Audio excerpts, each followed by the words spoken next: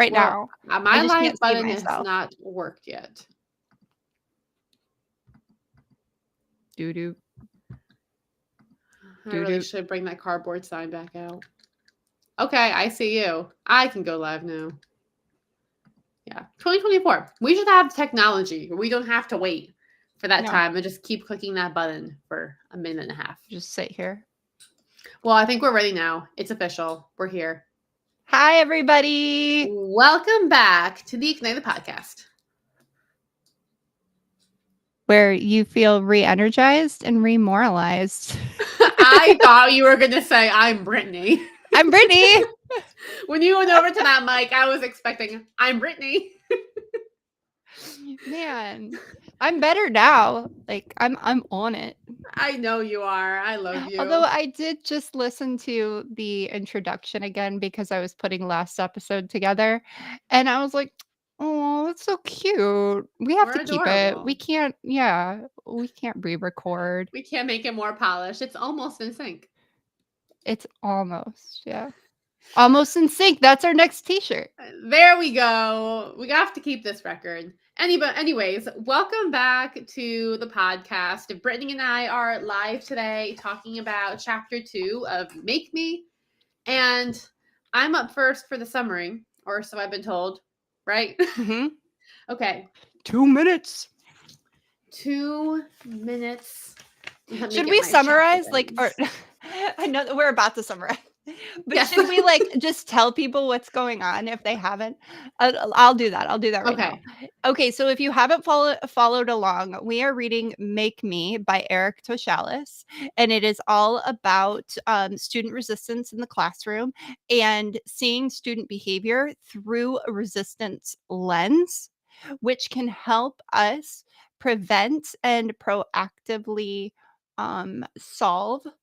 offer better solutions to the behavior because we understand more of what's actually happening. And so we are on chapter 2, and we are going to talk about social reproduction theory today. And we do 2-minute summaries at the beginning. Ash is going to do hers first. Then I'm going to do mine. And then we will go through the chapter, talk about our favorite quotes, talk about a little bit about what we read and how we apply it to the classroom, how it relates to us as teachers, educators, and as students, because we were all students once. Awesome. I love that summary, Britt. Thanks. And now for the most fun part where we do our time summary on air. So show me that timer. Timer. Let's do this. All right. Are you ready? I was born ready. All right. So in chapter 2 of Make Me, it's called Making Trouble Makes It Worse, Theories of Social Reproduction. And this whole chapter talks about the way our society gets reproduced in school and how we kind of just blindly accept it and we think it's just the way it is, when in reality, it doesn't have to be this way. And the chapter also dives into kind of, I would say, like the more sinister reasons behind why this is, like the trying to make different classes of people. But anyways, it starts off by talking about what social reproduction theory is, which is basically like whatever group you have just gets reproduced. And then it also talks about the myth of meritocracy, where all you have to do is work hard and get it, when in reality, that's not the case. It then dives into looking at how this gets proliferated in school and about why this is the case. There's a point in here where it actually quotes, I believe it's President Woodrow Wilson, I'm trying to find the part right now, where he talks about why we want to have schools that create this like elite literate class, but then we also want to have schools create this working class. Now, we shouldn't get those two things confused. So when you look at our schools like this, you see some schools where you have creativity flourishing. We have kids being given more autonomy. In other schools where it's super strict and punitive. And these differences are oftentimes seen in socioeconomic ways. So in the story, it unpacks that and it looks at why we as educators just kind of accept things being this way. And it proposes some solutions, which we will talk about in our action steps. All right. Excellent as always. Thank you, Brittany. Time for you to wow us. Okay. Can we get my timer up? All right, here we go. All right, chapter 2, Eric Toshalis. This chapter was entirely on social reproduction theory, which I had never even heard about until I read this book. And it was actually the chapter that I was like, oh my gosh, like we absolutely have to do this more. Like everybody needs to know what social reproduction theory is. So it starts with the idea that schooling in America was created to be the great equalizer. That was the idea behind it. However, then you have people like Woodrow Wilson and other people who influenced how school was designed back in, like the 1800s, and how it was designed to be um a well, how there was, um, a clear line between the type of education that the elite were getting and the education that the lower class was getting, and it brings into light the theories, the research, the history that really isn't it's not talked about. It's not talked about in our ed courses. It's not talked about in public education, but that is there was a design. It was an intentional design in American education to keep the lower class as lower in the lower class and to keep the elitist in the elite class. And there's even a specific term he uses, which I'll find out later, but that oh gosh, it's the timer.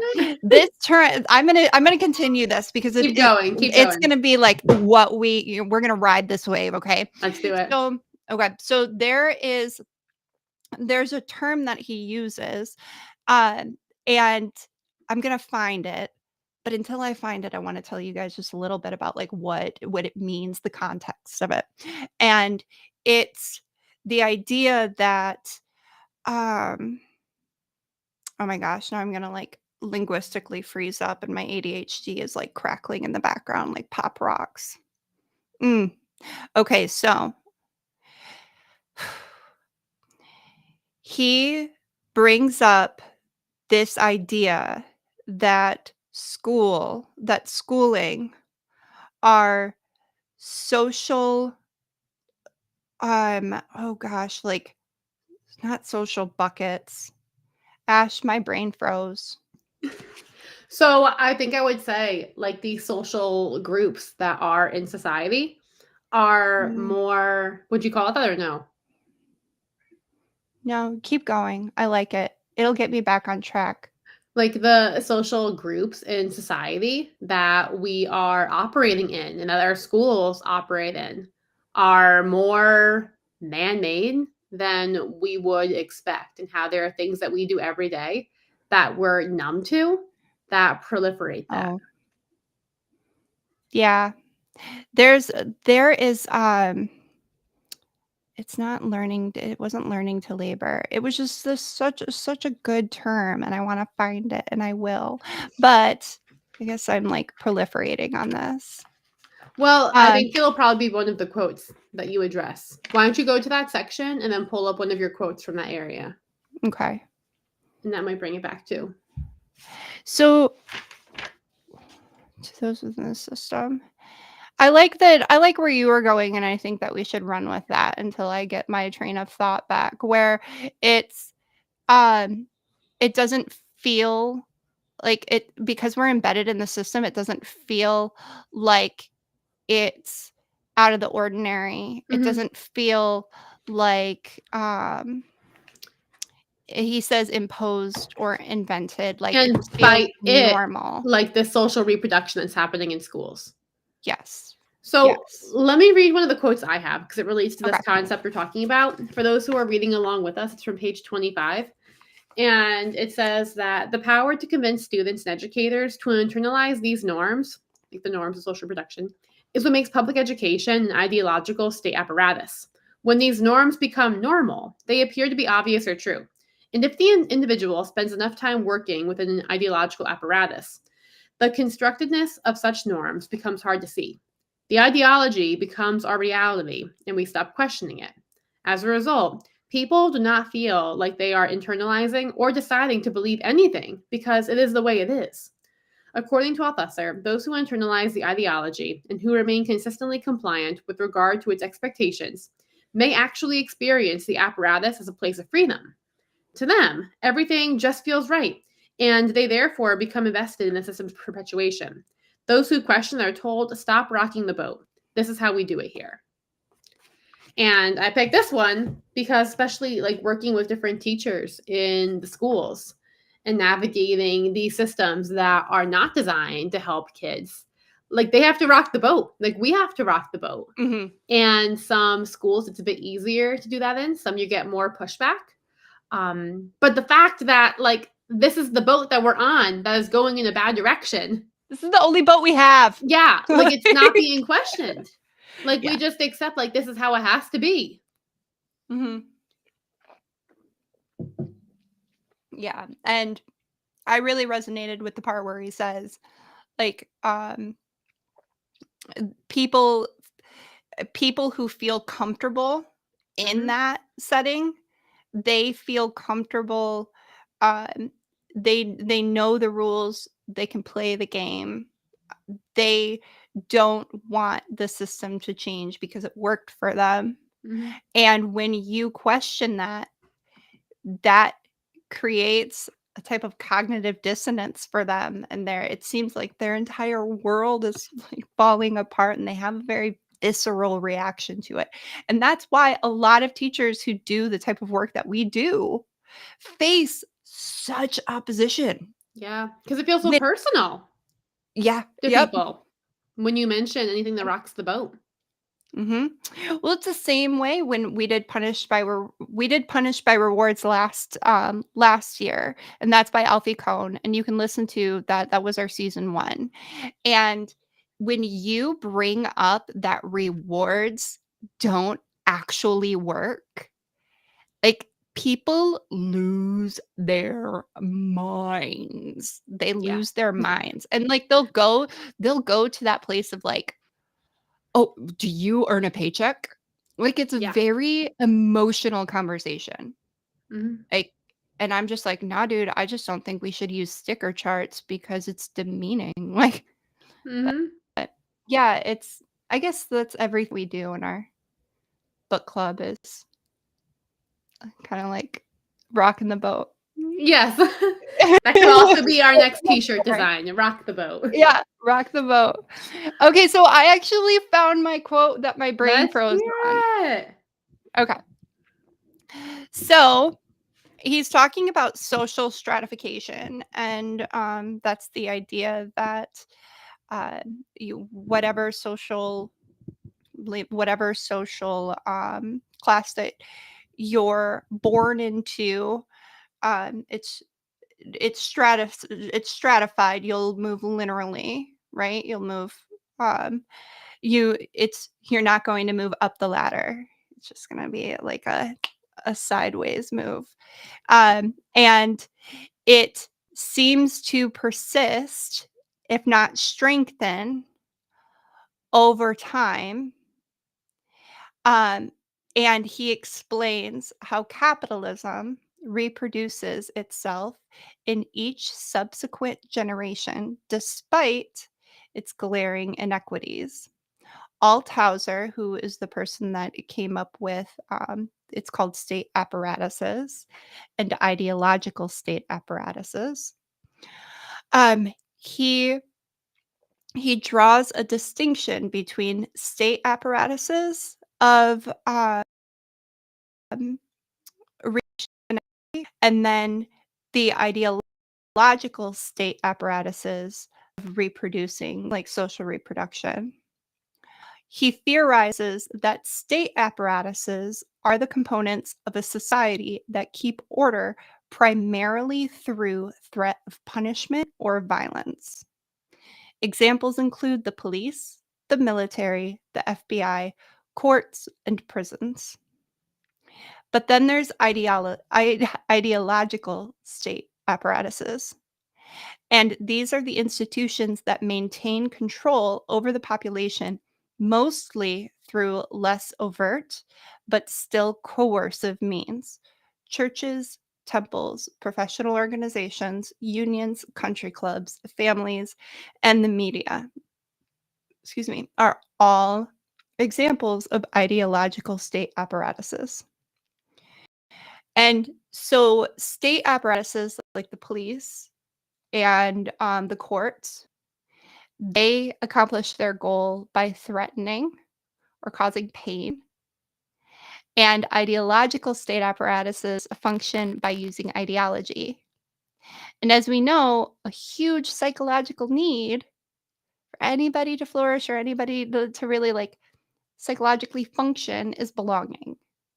And the feeling of being ostracized is one of the feelings that can lead, like, that's one of the biggest fears that human beings can have, like, the brain can have, is being sent out of the den, out of your group. And so ideological state apparatuses control by fear of abandonment, a fear of rocking the boat.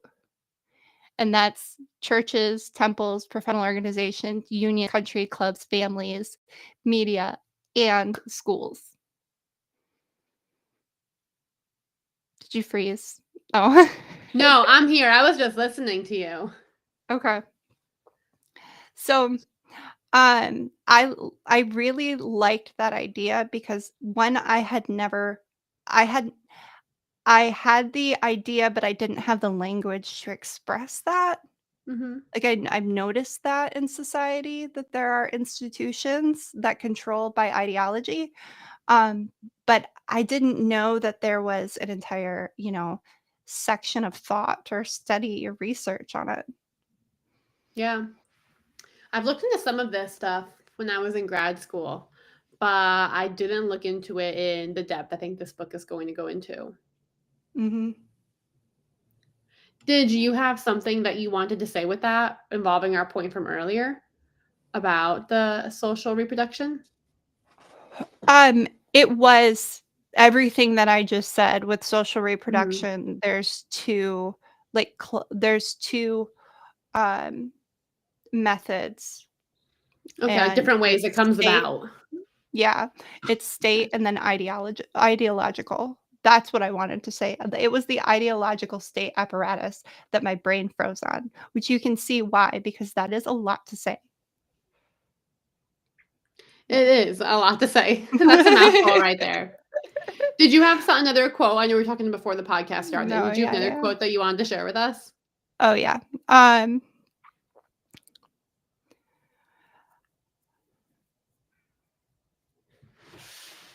okay, so this one talks about hailing. It Yeah. also talks about ideology, which we already covered, but hailing Tell the is people the what hailing is. yeah, yeah. So hailing is not icy snow falling from the sky. Hailing is the act of saying, "Hey, you, come here. Hey, turn around. Mm, Freeze." yep. It's the act of calling on a human being from a position of assumed authority and control, and how that person the I like how that person shapes the idea of who you are in society and who they Mhm. are in society. So Yeah. when we're going to schools with a lot of security officers or principals that use hailing in the hallways or in the classrooms. They are painting a very vivid picture of who they are in relationship to school and who the students are in relationship to school.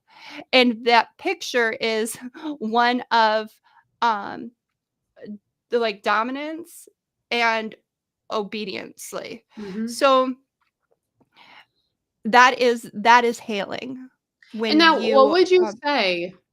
Sorry, you want to finish your thought? I know I jumped no, in. What would you um say then? Did you say no? I don't want to finish my thought. no, like no, you're good, you're good. Go ahead. Okay, I was gonna say then what would you say then to like a school leader or a teacher who is like, well, this is the way that like the kids will listen. If we don't do this, they're not going to listen or things are just going to get out of control and wild.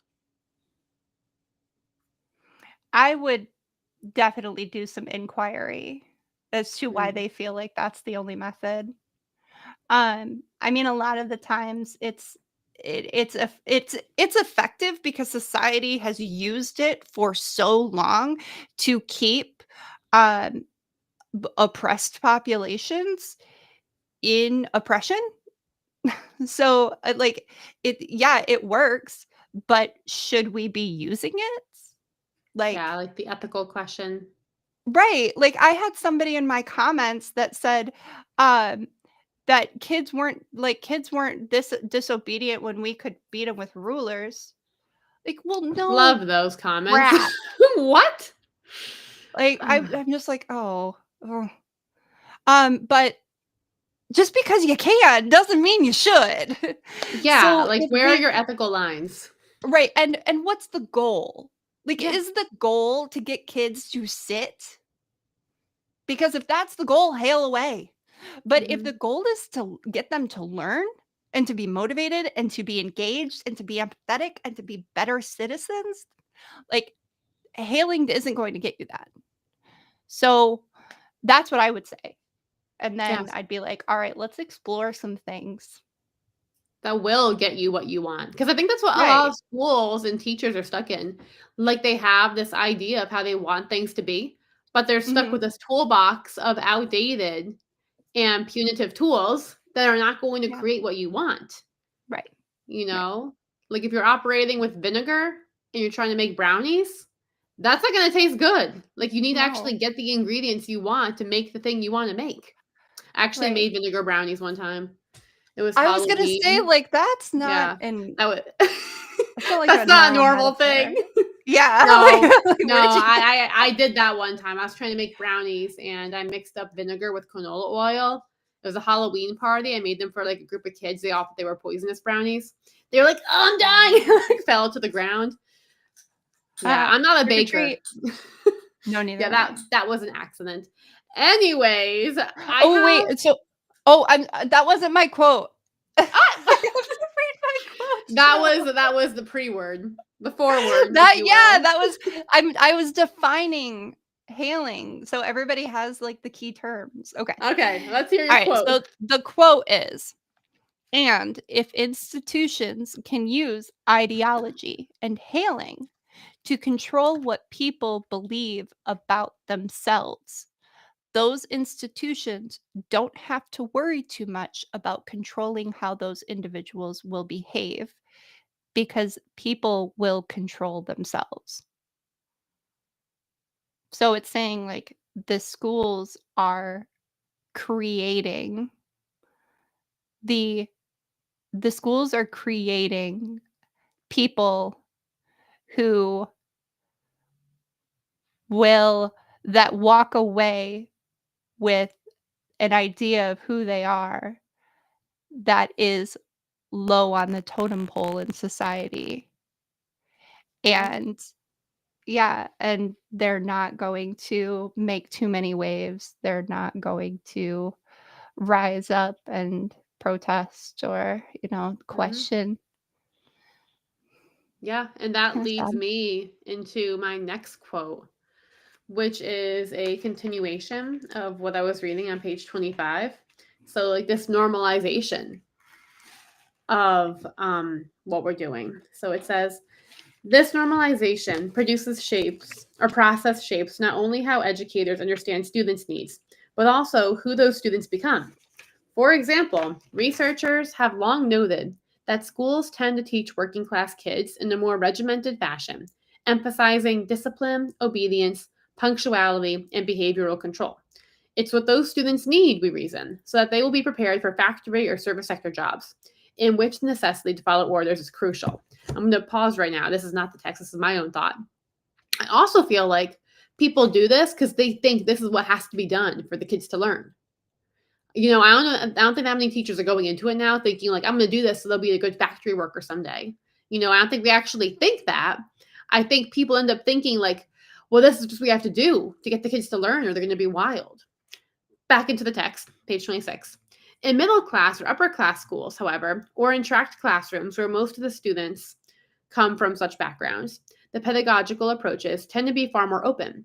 Students in these contexts are encouraged to explore their own questions, negotiate meanings, express their perspectives, and take more electives. Direct supervision is rare in these settings, and behavior is controlled less by rewards and punishments, and far more by stated and unstated norms that students are expected to internalize as normal. These students are prepared for leadership. It is not just that schools teach different students differently as a way of preparing them for their predetermined positions in society. It is that schools convince teachers, students, and communities that those differences are natural instead of invented. We will return to that foundation later. End quote. Which kind of just echoes what you just said. Yeah. Yeah. So how do you think like you can apply this, everything that we read, to the classroom? What are Are we your action steps? Yeah. I highlighted them because he actually kind of gave them in this chapter for us. So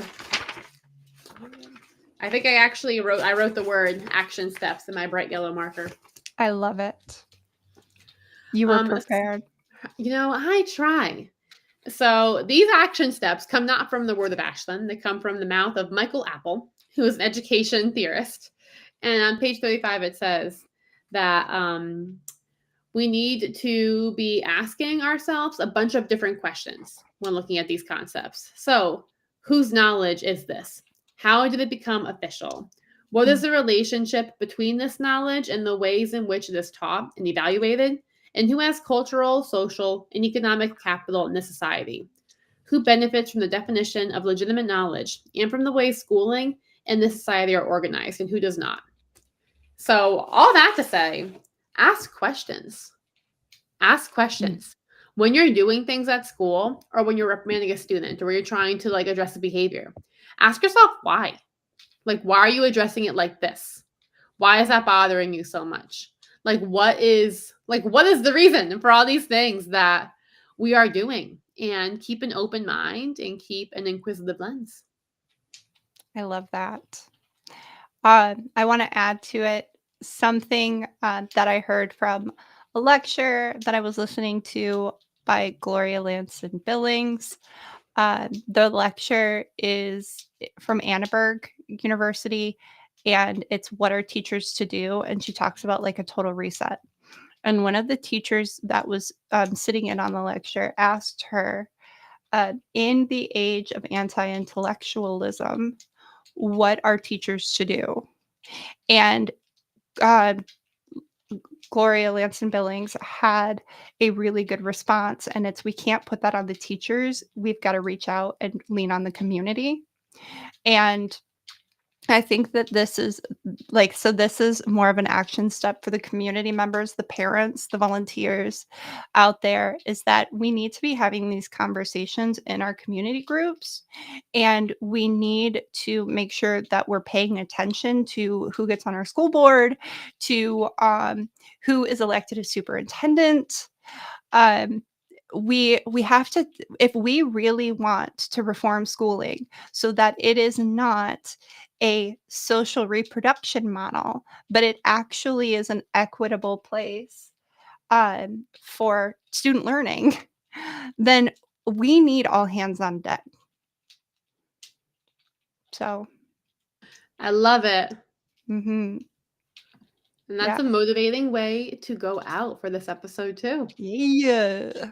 Awesome. Well, next week we are reading. Actually, next week we're going to be taking a week off, but then the following week we're going to read You're Not the Boss of Me about resistance theory. So, in the meantime, feel free to join us on Instagram, message, comment, interact with each other. We love seeing Mm. you and your little faces on Instagram pop up with comments. And in the meantime, we hope that you feel remoralized. And re-energized. All right. We'll see you next one. Yeah. I'm gonna do a PSA real quick. Oh, So sorry. Earlier in the episode, I told Ash that I had a brain freeze, and that is something that happens with ADHD and autistic individuals because when we get hyperfixated on something, our higher order thinking can shut down and our linguistic processing slows down to the point where we can no longer access words. This is totally normal. And if it happens to you, please, please, please don't feel ashamed or high anxiety or anything like that. Allow yourself to calm down, use those coping skills, use a fidget. And please understand that it is not a reflection on your IQ or how smart you are. It is a processing disorder of the brain. Yeah. Okay. yeah. Love it.